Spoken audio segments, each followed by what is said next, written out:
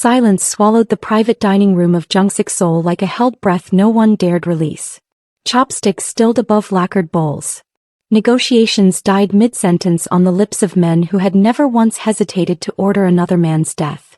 Every gaze in the room locked onto the woman stepping through the entrance. She was not simply beautiful. She was a reckoning. Dark emerald silk moved with her like water over stone, and the woman wearing it moved like someone who had spent years learning how to be forgettable, and had finally decided to stop. Seo-joon Kwon, the most feared name in Seoul's underworld, felt his jaw tighten. The crystal glass of Weo in his hand did not move.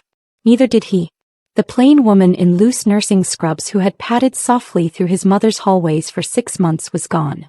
In her place stood a ghost, from a bloodline that men in this very room had paid to erase. Seo-joon did not make errors in judgment.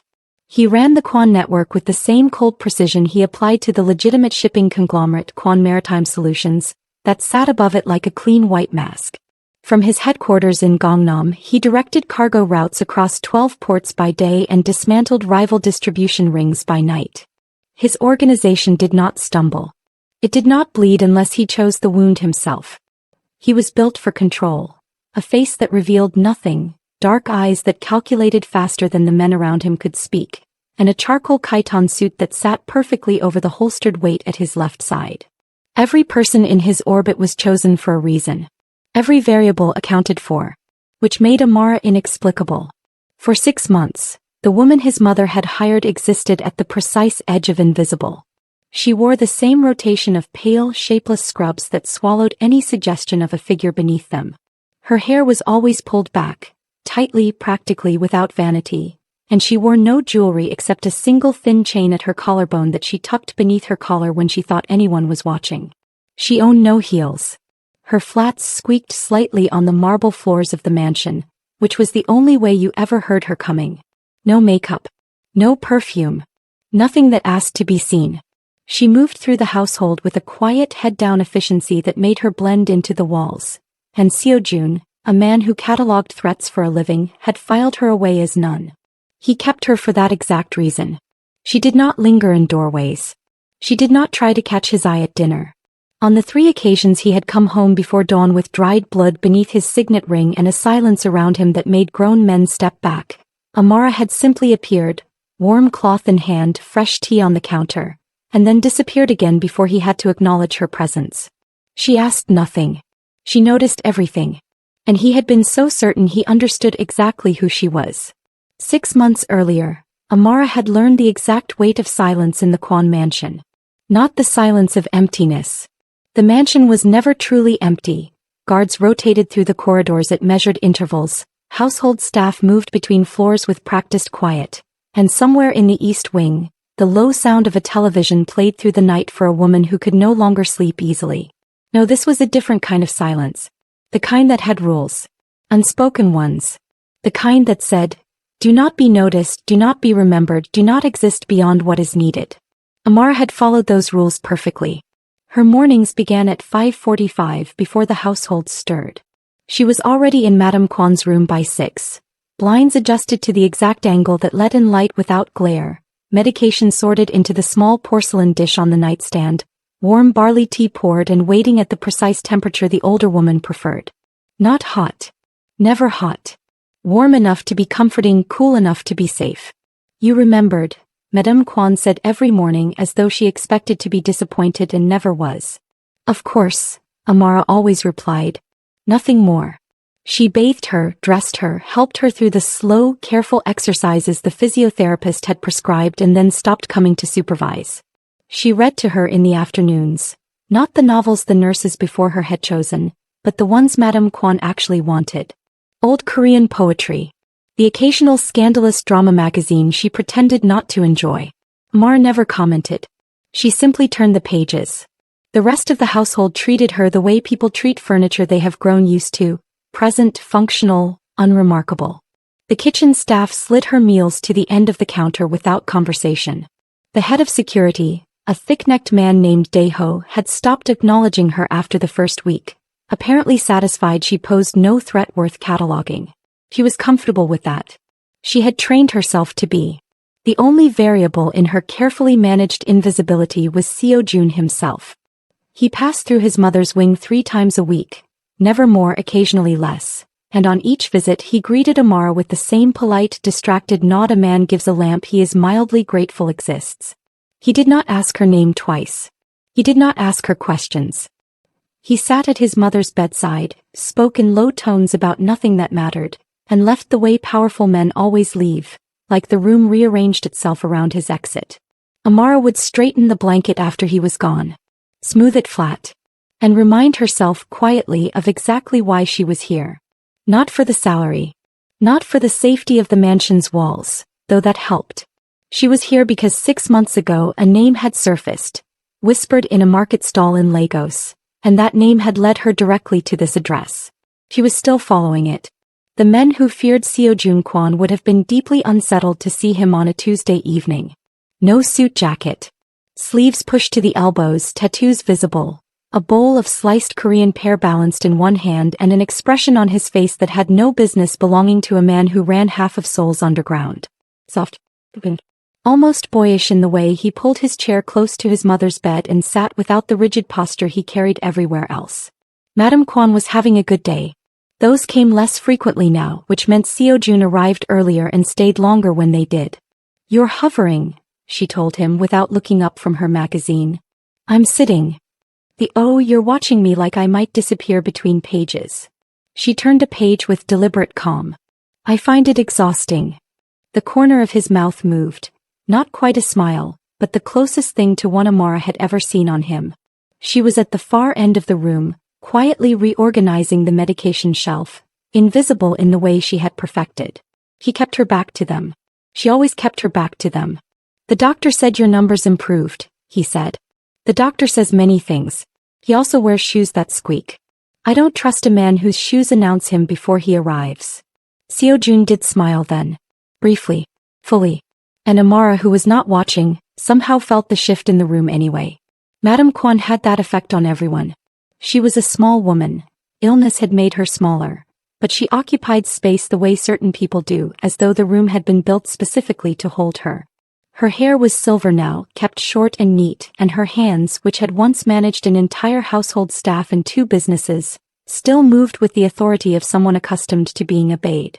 She was sharp, warm, and entirely without patience for performance. It was, Amara had privately decided, where Seo-joon had learned to read people so well. He had grown up watched by eyes that missed nothing. "Amara." Madame Kwon spoke without turning. Amara set down the medication organizer. "Yes, madam." "Sit down. You've been reorganizing that same shelf for 10 minutes. Whatever is already organized does not need you." Amara sat. Seo-joon glanced at her briefly, the lamp glance, the functional acknowledgement, then returned his attention to his mother, who was now watching them both with an expression Amara could not quite name. Calculating. Satisfied with something she had not yet said aloud. "She never complains," Madame Kwon said to her son as though Amara were not present. "Do you know how rare that is? In this house, specifically." Seo-joon said nothing. His mother smiled at her magazine. "I like her," she added simply. And somehow in the Kwon mansion, that was the most dangerous thing she could have said. The message arrived at 4:47 in the afternoon, exactly 3 hours before the most important dinner of the quarter. Seo-joon read it once. Set his phone face down on the desk.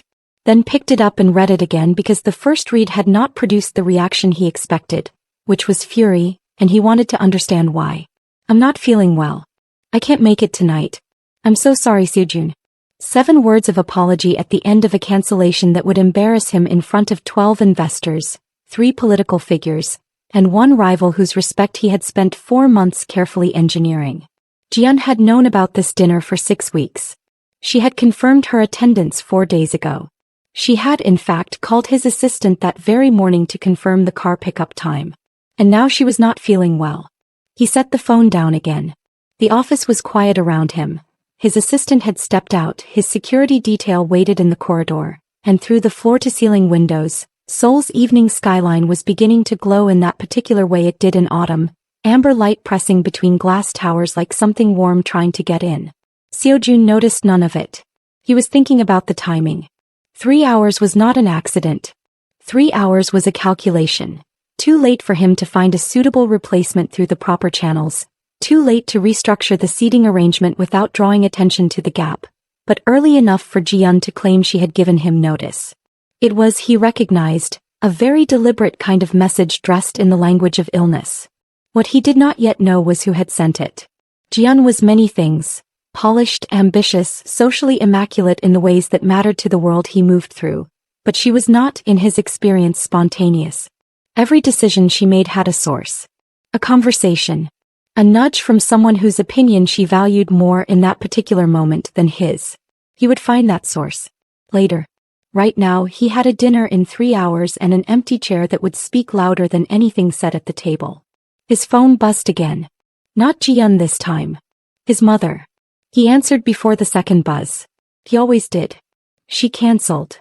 Madame Kwon said it before he spoke, which meant she already knew, which meant Ji-yeon had contacted someone in the household, which added an entirely new layer to the evening's complications. Yes, he said. I heard. A pause, short, deliberate. I have a solution. I don't need. Amara will go with you. The suggestion landed in the silence between them and sat there. She's a caregiver, Seo-joon said. She's a woman who knows exactly how to behave in a room full of powerful men who are watching her. Another pause. Which is more than I can say for the woman who just cancelled on you. He had no answer for that. His mother, as usual, had already moved on. Amara was changing Madame Kwon's evening medication when the older woman said without preamble, I need you to do something for me tonight. Of course, Amara said the way she always did. I need you to go to dinner with my son. The small porcelain dish in Amara's hand did not move. Her face did not move. 6 months of careful stillness had made her very good at receiving information without visibly processing it, and she used every bit of that training now. Madam. Ji-yeon cancelled. Madame Kwon said it the way she said most unpleasant things, cleanly without decoration. The dinner is in 2.5 hours. Seo-joon needs someone beside him who will not embarrass the table, and you, she paused, looking at Amara with those eyes that missed nothing, will not embarrass the table. I'm your caregiver. Yes. And tonight I am releasing you from that responsibility for 4 hours. She gestured toward the wardrobe at the far end of the room, the tall one, pale oak, that Amara had assumed held the older woman's formal clothes and had therefore never opened. Go and look inside that wardrobe. The one on the left. Amara crossed the room. Opened it. The dresses inside were not Madame Kwon's. They were new. Several of them in different silhouettes, still carrying the faint crispness of unworn fabric. Someone, and it was very clear now who, had been quietly, deliberately, preparing for exactly this kind of evening. Amara stood very still in front of them. You planned this, she said. I anticipated, Madame Kwon corrected pleasantly. There is a difference. Planning implies certainty. I simply thought it wise to be ready. Ready for what, exactly? Older woman smiled at her magazine. The green one. On the far right. Amara found it. Dark emerald silk, simple in its construction and devastating in its effect. The kind of dress that required nothing added to it because it had already decided what it wanted to do. She held it at arm's length and looked at it the way a person looks at something they recognize is going to change things. Madame Kwon. I don't think this is a good idea. No one ever thinks my good ideas are good ideas, the older woman said comfortably. And yet here we are. Shoes are on the lower shelf. The gold ones. They will fit. I had your size from your employment paperwork before you ask. Amara turned to look at her. Madame Kwon finally set down her magazine and met her gaze directly, and for a moment the pleasantness dropped just slightly, not into something unkind but into something serious. Something that understood more than it had ever announced. You have been invisible in this house long enough, she said quietly. One evening. That is all I am asking. Amara looked at the dress. Then she looked at the woman who had 6 months ago hired a complete stranger without asking a single reference. She carried the dress to her room. Seo-joon was already in the car when she came down the front steps. He did not react. That was the thing Amara noticed first. Not the absence of surprise exactly, but the very controlled way he chose not to show it. His eyes moved to her once, a single assessment, and then returned to the window. The door was held open by his driver. She got in. The Maybach pulled smoothly into the evening traffic, and Seoul closed around them like a curtain being drawn. Neither of them spoke for 2 full minutes. My mother chose the dress, he said finally. Yes. She planned this. She anticipated, Amara said. Apparently there's a difference. Something shifted in his expression, not quite amusement but adjacent to it. He looked at her then properly, the way he had not allowed himself to at the front steps. The gold shoes. The emerald silk. The single thin chain at her collarbone that she had, tonight, left outside her collar instead of tucking it away. He looked back at the window. The dinner is a business arrangement, he said. 12 guests. You will be seated to my left. You don't need to speak unless spoken to directly, and if the conversation turns to shipping logistics or the Incheon development contracts, you can. I know how to sit at a table, Mr. Kwon. He stopped. It was, Amara realized, possibly the first complete sentence she had ever delivered to him that was not an answer to a question.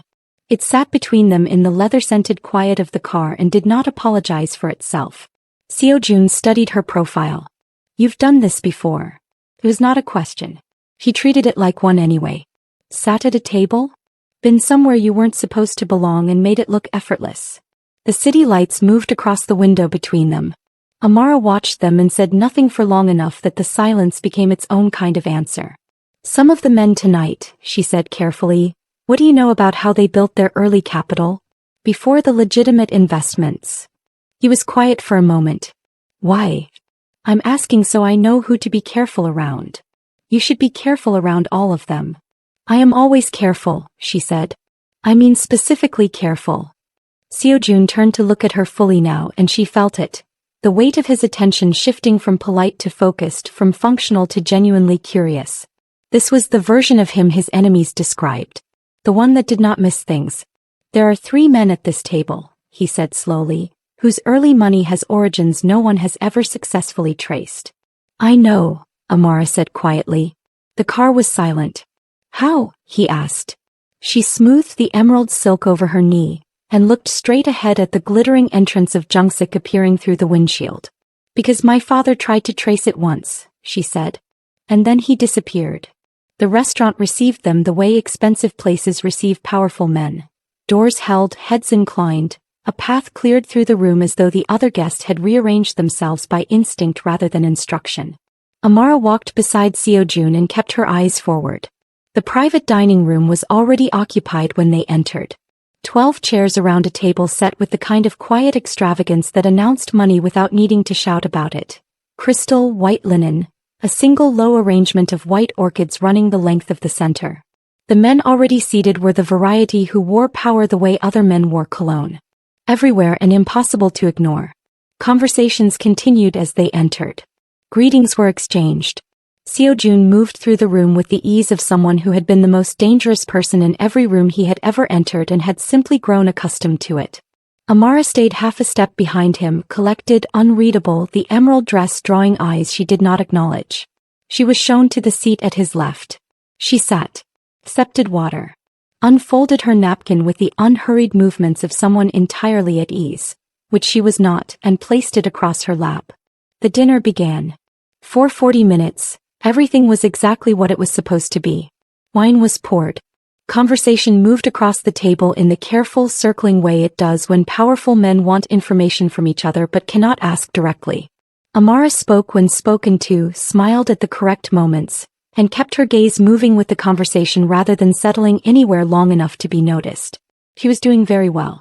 Then the man at the far end of the table leaned toward his neighbor and said something low enough that it was clearly not meant to carry. But the room had shifted in the way rooms sometimes do, a sudden collective pause and noise, and his voice arrived at Amara's end of the table with perfect, terrible clarity. 2 words. A name. Not Amara. The man beside him went very still. Then slowly he turned to look at her, not the polite glance of social obligation, but the wide, stripped-back stare of someone who has just seen something they believed was safely buried. Then a third man looked. Then a fourth. It moved around the table the way a flame moves along a line of something flammable, quick, inevitable, and impossible to stop once it had started. One by one, the faces of Seoul's most composed power brokers rearranged themselves into expressions they would have been humiliated to know they were wearing. But recognition. Fear. Seo-joon felt the shift before he understood it. He turned to look at Amara. She had not moved. Her hands were still. Her face was perfectly, almost beautifully calm. The way a sky goes calm sometimes directly before the weather changes entirely. She was looking at the men looking at her. And she was counting them. The silence at the table had a texture to it now. Not the comfortable silence of a pause between courses, but the tight, airless kind that arrives when a room full of powerful people suddenly realizes that the power has shifted and nobody gave them the signal. 12 men. Men who negotiated with governments, who moved money across continents without leaving fingerprints, who had not been genuinely afraid of anything in years, sat very still around a white linen table and waited. Amara picked up her wine glass. Took a single, unhurried sip. Set it down. Then she spoke. Mr. Beck. Her eyes moved to the man at the far end, the one whose voice had carried. You were heavier then. And you had more hair. But I remember the ring.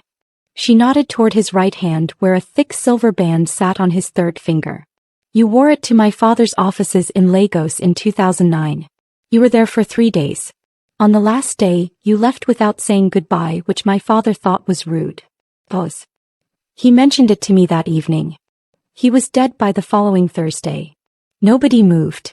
She turned slightly. Mr. Choi, you weren't there in person, you were smarter than that. But the holding company that redirected my father's shipping licenses after his death had your wife's maiden name embedded in the registration. Sentimental. I always thought that was a strange quality in a man like you. Choi's face had gone the color of old paper. And Minister Yoon.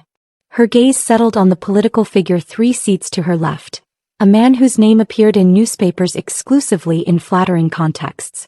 You signed the documentation that officially declared my father's death a matter of local jurisdiction, ensuring no international investigation would be opened. That was very helpful to several people at this table. She tilted her head almost gently. You did it for the Incheon licensing approvals if I remember correctly. And I do remember correctly. I remember everything. The room was not breathing. Seo-joon was looking at her with an expression she had not seen on him before. Not the lamp glance, not the careful assessment of the car, but something stripped entirely of its usual composure. He was watching her the way people watch something they believed was one thing reveal itself to be something else entirely, and finding they cannot look away. She turned to the table at large. I want to be very clear, she said, her voice carrying the same unhurried calm it had held since she sat down, that I did not come here tonight for any of you.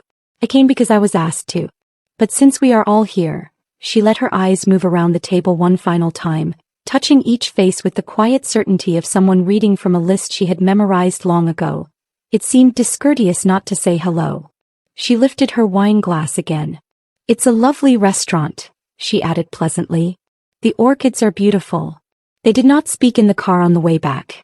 Not because there was nothing to say, there was, by Amara's calculation, approximately everything to say, but because Seo-joon had looked at her once as the Maybach pulled away from Jung-sik, and the look was so thoroughly controlled that she understood instinctively he was saving it. Storing the conversation for somewhere private. Somewhere he did not have to manage his expression for a driver. The penthouse elevator opened directly into the main living area. All dark stone and floor-to-ceiling glass. Seoul spread below them like a circuit board lit up and running. It was, Amara thought, a very deliberate kind of space. Beautiful and entirely without softness. It suited him. He walked to the drinks cabinet. Poured 2 glasses of whey without asking. Set one on the low table in front of the sofa and kept one for himself. And then he turned and looked at her with the full, unguarded version of the expression he had been holding in the car. Sit down, he said. She sat. She did not touch the glass. Your name, he said. Your real name. Amina, she said. Amina Adeyemi. He said nothing for a moment, just looked at her the way a man looks at a calculation he has been running incorrectly and has only just identified the error in. The Adeyemi Syndicate. Your father was Emeka Adeyemi. Yes. Everyone believes his daughter died with him. I know. I was very careful about that. Careful. He repeated the word with a flatness that carried considerable weight. You have been living in my mother's house for 6 months. Caring for her.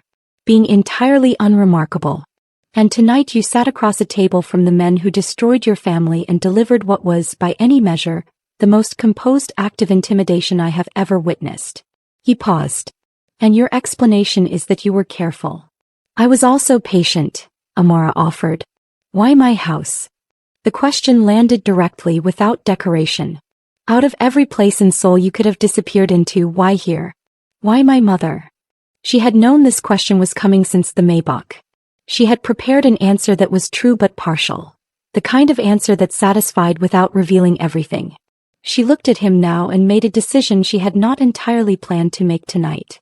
Because your father knew mine, she said. Before the betrayal. Before everything collapsed, they had an agreement. A protection arrangement that your father honored even when it became dangerous for him to do so. When I ran, the only name I had was Kwon.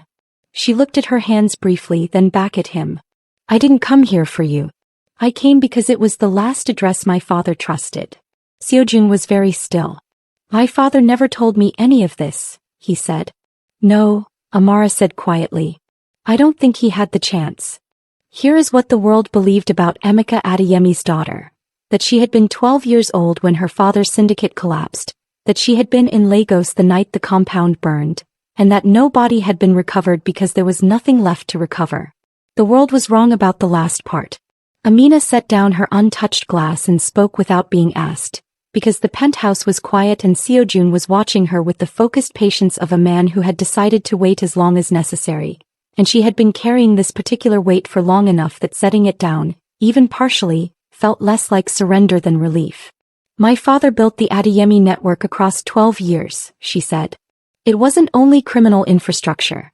He ran legitimate import operations, agricultural investments, 3 shipping companies along the West African coast.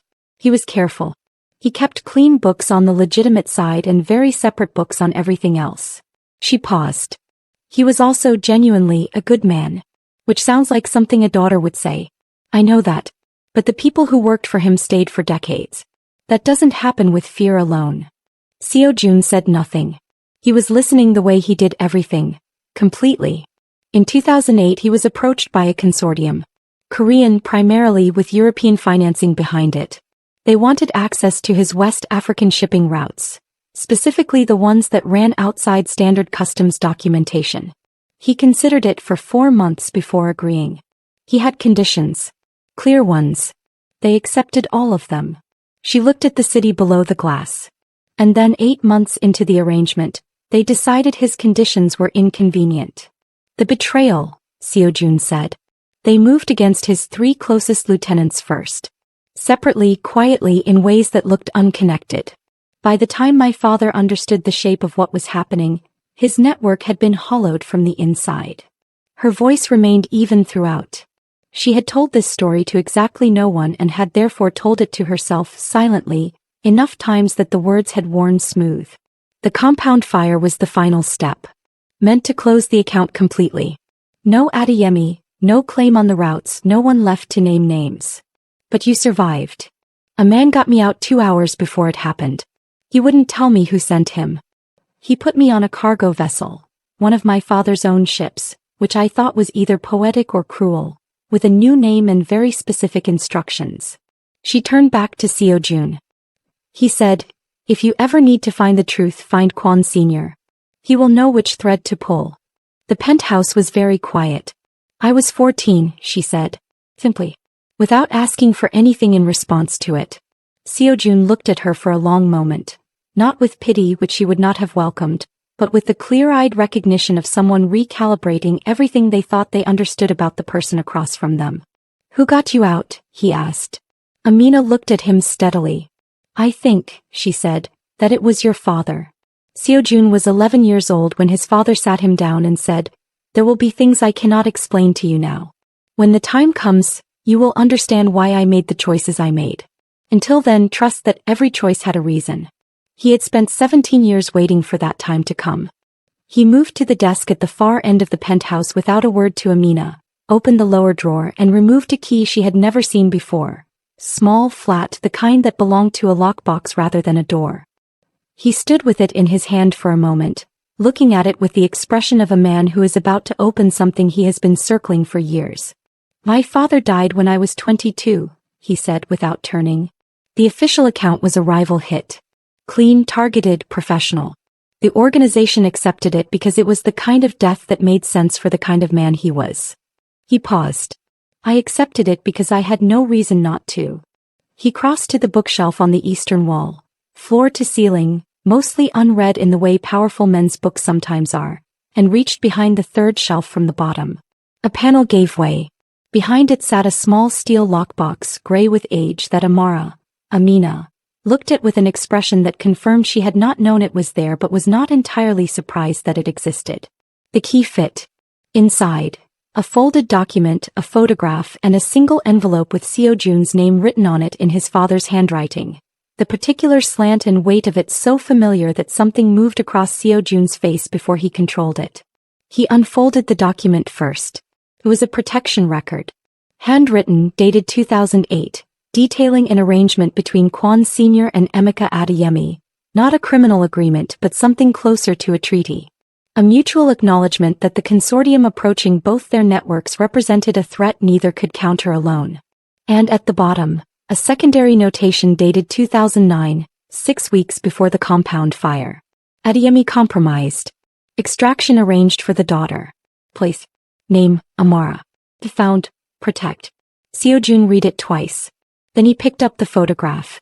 2 men standing outside what appeared to be a Lagos hotel 19 years ago. His father, younger but unmistakable, standing beside a tall Nigerian man whose eyes, even in a photograph, carried the particular quality of someone who saw things clearly and chose carefully what to do about them. Amina made a sound, small, involuntary, and pressed her hand briefly to her mouth. That's him, she said. That's my father. Seo-joon set the photograph down on the desk between them and finally opened the envelope. His father's handwriting filled 1 page. He read it in silence, and when he finished he stood very still for a long moment. Then he looked at Amina.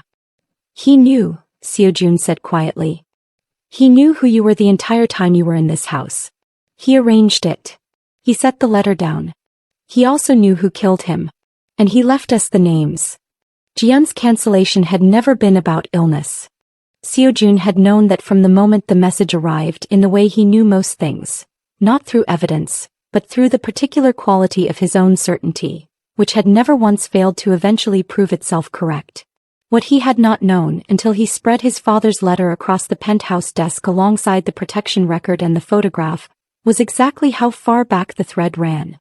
It ran all the way back to the consortium. She was placed, Amina said.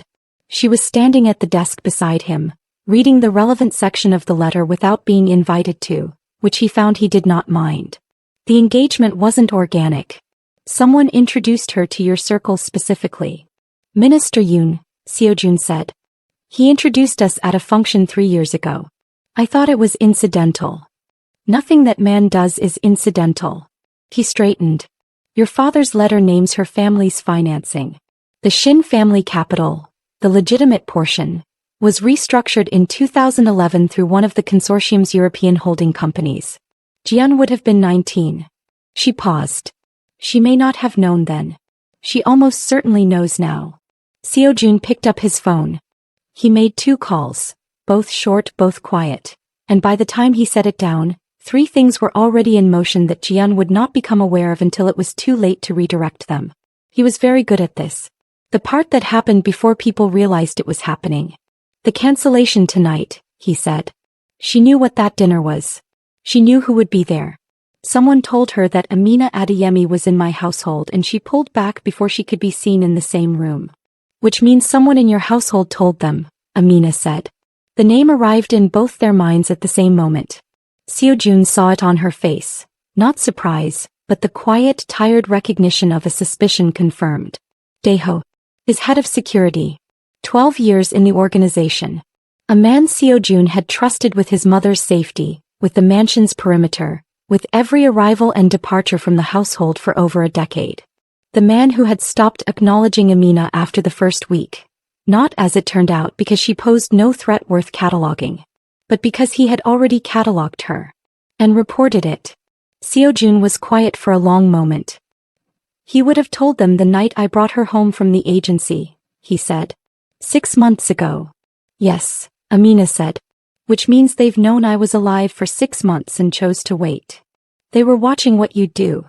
They were watching what we'd do. She looked at him directly. The dinner wasn't a coincidence either. They wanted us in that room together. They wanted to see if we'd found each other yet. Seo-joon looked at his father's letter. Then they have their answer, he said. And we have ours. The call came at 2:16 in the morning. Not a voice, just 3 seconds of open line, then silence. It was the signal Seo-joon had established with his most trusted remaining security detail, the one that meant, "We have a problem and it is already inside the perimeter." He was off the sofa and moving before the call disconnected. "Get up," he said to Amina, who was not asleep. She had been sitting in the chair by the window with her shoes still on, which told him she had been expecting this longer than he had. She stood immediately, no questions, no hesitation. The movements of someone who had rehearsed this particular moment in their mind enough times that the body simply followed. "Your mother," she said. "I know." They took the private stairwell. 16 floors, faster than waiting for the elevator and considerably less predictable. Seo-joon moved ahead, one hand at his ribs where the Glock sat holstered beneath his jacket, and Amina kept pace behind him without being asked to. The stairwell was quiet. The kind of quiet that had recently had noise in it and was still settling. The mansion was a 12-minute drive. They made it in 8. The east gate was open. It should not have been open. 2 of Seo-joon's men were already down in the outer courtyard.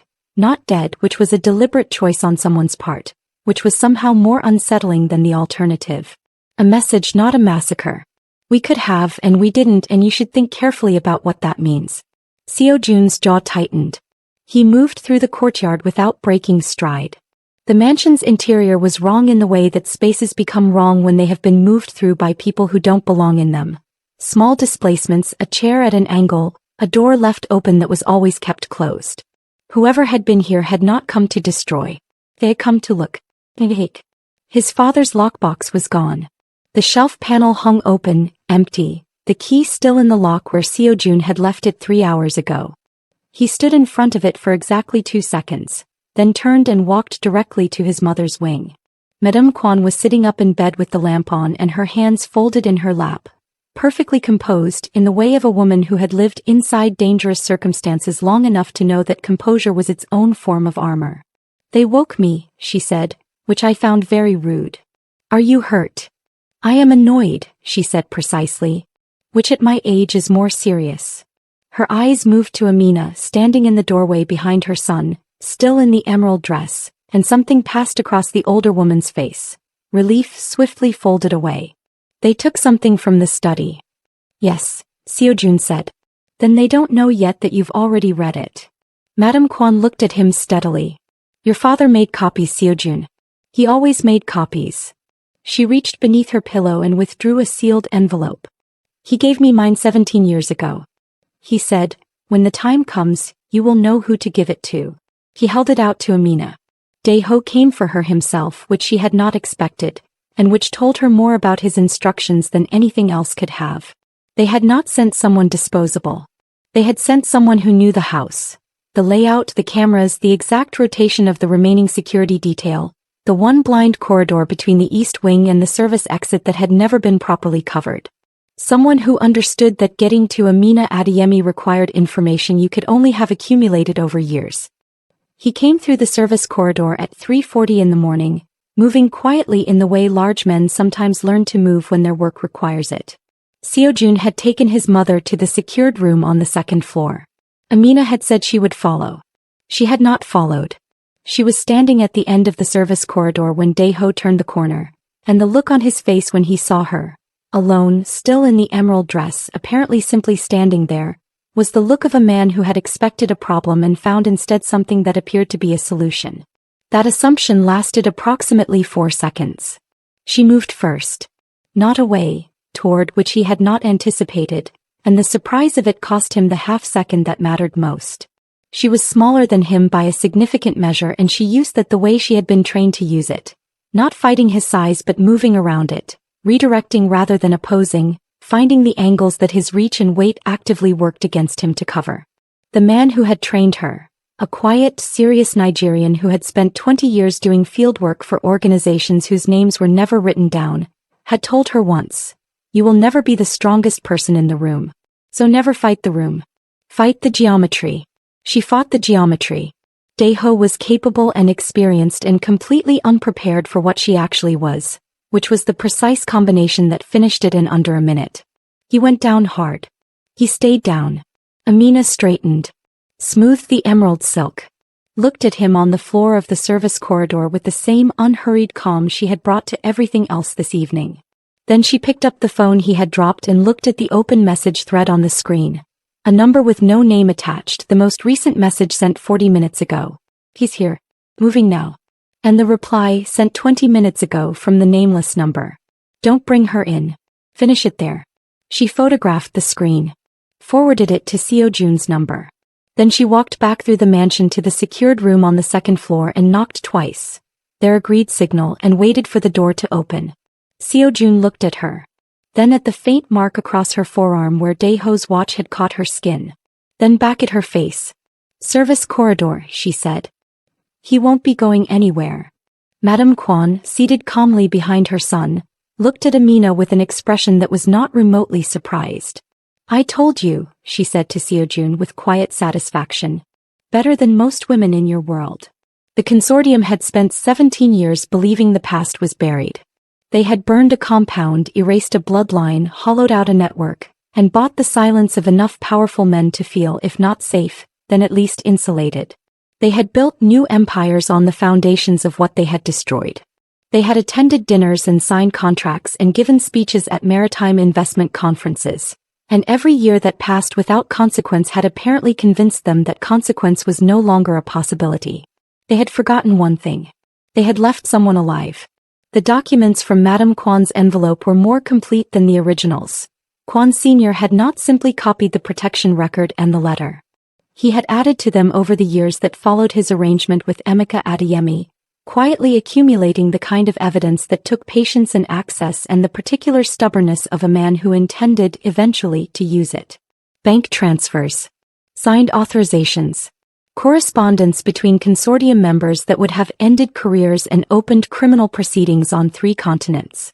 He had built a case. And he had left it for his son.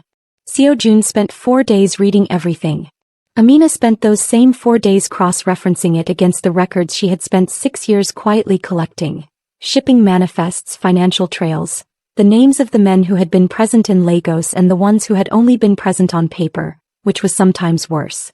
Together what they assembled was not merely evidence. It was a complete account. Irrefutable. Comprehensive. The kind of documentation that, placed in the right hand simultaneously, could not be suppressed because there would be too many hands holding it at once. They placed it in 17 hands on a Tuesday morning. Prosecutors in Seoul, Lagos, Brussels and Singapore. 2 investigative journalists whose work had never been successfully buried. A financial regulator in Hong Kong who had been looking for exactly this thread for 9 years and had simply never had anyone hand him the end of it. By Thursday, Minister Yoon had retained 3 lawyers and cancelled all public appearances. By Friday, Mr. Beck's European accounts were frozen. Mr. Choi's holding companies, which had operated for 16 years under his wife's maiden name, were the subject of simultaneous investigations on 2 continents. Jian called Seo-joon once on Saturday morning. He did not answer. The consortium, which had moved with such coordinated certainty for so long, discovered that it moved considerably less well when its members were no longer certain they could trust each other. Which was, Amina noted, always how these structures failed in the end.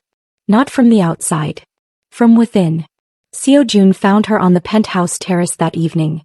The city spread below them in its familiar glittering circuit, the autumn air carrying the particular sharpness that arrived in Seoul in late October. He stood beside her.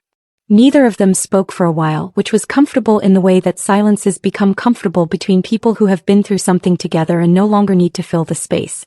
"It's not finished," she said eventually. "Some of them will negotiate their way out. Some of the money will disappear before it can be traced." "Yes," he said. "But the architecture is gone. You can't rebuild what we took apart this week." He paused. "Your father's name will be in the record. The correct version."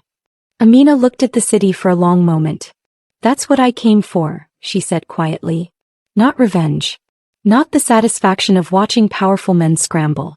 Just the truth placed correctly in the world where it could not be taken back. Seo-joon looked at her. Not the lamp glance, not the assessment, not any of the versions of looking he had applied to her before this week. Something else entirely. Something that had been arriving gradually and had now simply arrived. Stay, he said. Not an instruction. Not a negotiation. Amina turned to look at him. Your mother needs a caregiver, she said. My mother needs no such thing and we both know it. The corner of his mouth moved. Stay anyway. Below them, Seoul ran its quiet, complicated life. Somewhere in the city the machinery of consequence was turning. Slowly, imperfectly but turning. Somewhere, two fathers who had tried to do the right thing in a world that made that extraordinarily difficult were, perhaps, getting something close to justice. Amina looked back at the city. I'll stay, she said. And the skyline held them both, bright and unhurried, in the good dark of a thing finally finished.